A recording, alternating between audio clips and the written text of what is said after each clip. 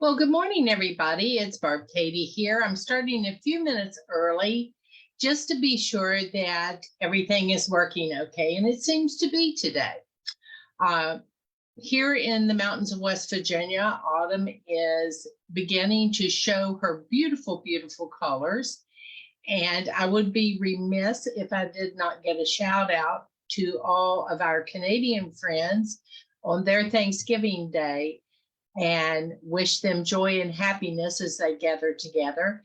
It absolutely is a wonderful time of Thanksgiving for all of us, wherever we live, when this season comes upon us and begins to paint the landscape with a lot of colors. What I'd like to talk with you a little bit about today is different perspectives, different points of view, different ways of looking at the same thing, and different conclusions that can arise out of what our awareness tells us. There's an old folk tale that I grew up with as a child from India that teaches awareness by illustrating how different perspectives lead to distinctly different points of view. And we see that often in the discussions in our own group when people are coming to a situation from entirely different perspectives. Doesn't mean anybody is wrong. It just simply means that they're looking at whatever the issue is quite differently. In this fable, long ago, there were 6 men that lived in a village in India, and each had been born blind. The other villagers loved these men and kept them away from any harm that might potentially harm them because of their limited vision. Since the blind men could not see the world for themselves, they had to imagine many of its wonders. They listened carefully to the stories told by travelers to learn what they could about life outside their little village. The men were curious about many of the stories they heard. And one of the stories they heard that made them most curious was that about elephants. They were told that elephants could trample a whole forest, carry huge burdens, and frighten the young and old with their loud trumpet calls.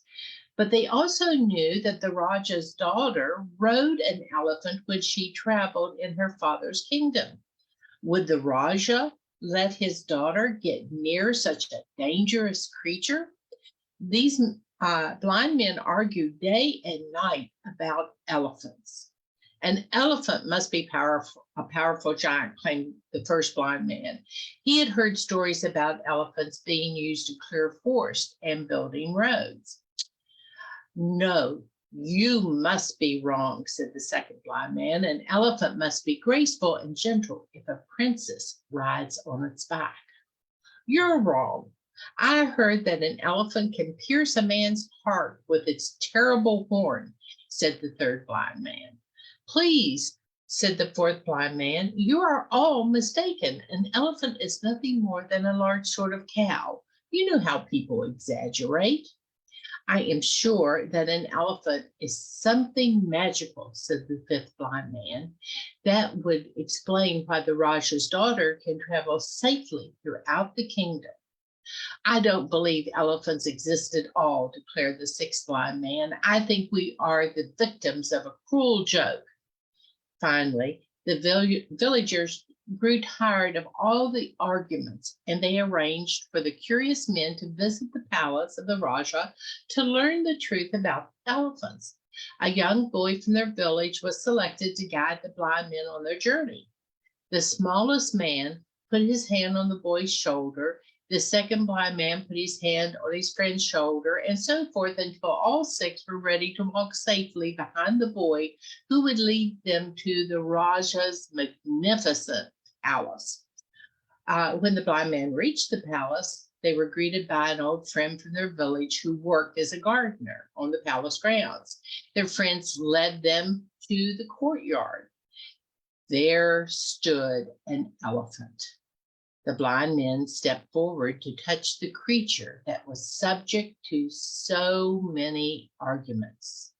The first blind man reached out and touched the side of the huge animal. An elephant is smooth and solid, like a wall, he declared. It must be very powerful. The second blind man put his hand on the elephant's limber trunk. An elephant is like a giant snake, he announced. The third blind man felt the elephant's pointed tusk. I was right, he decided. This creature is a sharp and deadly spear.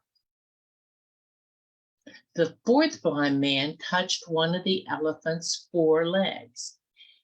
What we have here, he said, is an extremely large cow. The fifth blind man felt the elephant's giant ear. I believe an elephant is like a huge fan and maybe a magic carpet that can fly over mountains and treetops, he said. The sixth blind man gave a tug on the elephant's coarse tail. Why, this is nothing more than a piece of old rope. Dangerous indeed, he scoffed. The gardener led his friends to the shade of a tree. Sit here and rest for the journey home, he said. I will bring you some water to drink. While they waited, the six men began talking about what they had determined from touching the elephant. The first blind man said, an elephant is like a wall. Surely we can finally agree on that. A wall? An elephant is a giant snake, said the second blind man. It's a spear, I tell you, insisted the third blind man. I'm certainly it's a giant cow, said the fourth blind man. Magic carpet, there's no doubt, said the fifth blind man. Don't you see, pleaded the sixth blind man. Somebody used a rope to trick us. Their argument continued and their shouts grew louder. Wall, snake, spear, cow, carpet, rope. Stop shouting, said a very angry voice. It was the Raja, waking from his nap by the noisy argument. How can each of you be so certain you are right? Asked the ruler. The six blind men considered the question, and then, knowing the Raja to be a very wise man, they decided it best to say nothing at all. The elephant is a very large animal, said the Raja calmly. Each man touched only one part. Perhaps if you put the parts together, you will see the truth. Now, let me finish my nap in peace. When their friend returned to the garden with the cool water, the six men quietly rested in the shade, thinking about the Raja's advice. He's right, said the first blind man. To learn the truth, we must pull all the parts together. Let's discuss this on the journey home. The first blind man again put his hand on the young boy and so forth, and they started out their travel home together. We see the truth through different lenses. That's why we shouldn't be so quick to judge others as wrong. Instead, we should try to understand the perspective of others and then try to see the truth from their perspective. We need to be flexible and willing to consider alternate beliefs, ideas, and opinions, and be willing to reconsider and revise our own views when change is warranted. By doing so, we can see the truth in a new light and learn a thing or two about what the truth really is. Something we were oblivious to before because it was filtered out of our lenses or clouded by our own biases, assumptions, and blind spots may seem very clear to us now. To me, this is the lesson of the blind men and the elephant.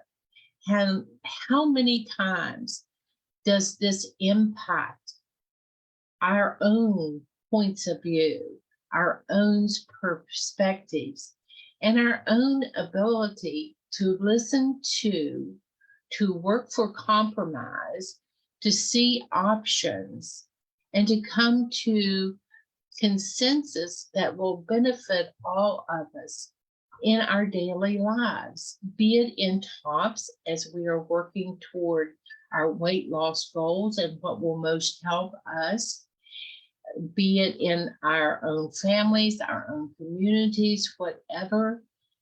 Being open to other points of views only benefits all of us to learn and grow within ourselves. So let's always, whenever a problem arises, don't be a right fighter. Be a lifelong learner. Look for understanding of all points of views and all perspectives. We will benefit much more by working toward consensus than arguing about our own particular point of view. That's my message for today.